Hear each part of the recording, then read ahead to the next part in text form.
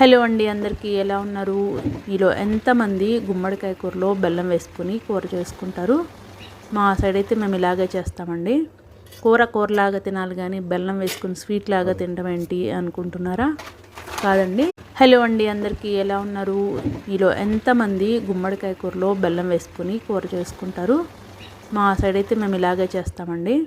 కూరలాగా తినాలి కానీ బెల్లం వేసుకుని స్వీట్ లాగా తినడం ఏంటి అనుకుంటున్నారా? కాదండి, ఇది ఇలా చేసినా కూడా చాలా బాగుంటుంది. మీరు ఒకసారి ట్రై చేసి చూడండి. ఒకవేళ మీరు బెల్లం వేసుకోకపోయినా కూడా గుమ్మడికాయ కూర చేయడం రాని వాళ్ళు ఇలాగ చేయండి. గుమ్మడికాయ కూర అయితే చాలా బాగుంటుంది. ముందుగా మనం తాలింపు వేసుకొని అందులో ఇలాగ ఆనియన్స్, పచ్చిమిర్చి వేసుకోవాలి. ఆనియన్స్ని బాగా వేయించాలి. వేగేలోపు మీలో ఎంతమంది ఇలాగ కుండల్లో వంట చేసుకుంటున్నారో కామెంట్ చేయండి.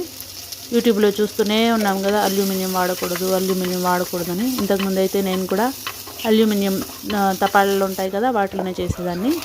కానీ ఇప్పుడు వాడకూడదు అంటున్నారని ఆ వాడకాన్ని నేను కూడా తగ్గించేశాను. అది ఎంతవరకు కరెక్టో తెలియదు.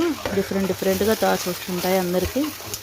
సో ఇలాగా గుమ్మడికాయ ముక్కలు పెద్దగా కోసుకోవాలి. మరి చిన్న దోసకాయ ముక్కల్లా కోసుకోకూడదు.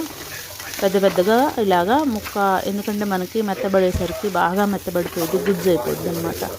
సో కొంచెం పెద్ద ముక్కలు కోసుకొని ఇలాగ వేసుకోవాలి. తర్వాత మనం నానబెట్టుకున్న చింతపండుని పులుసు తీసుకొని ఆ పులుసు వేసుకోవాలి.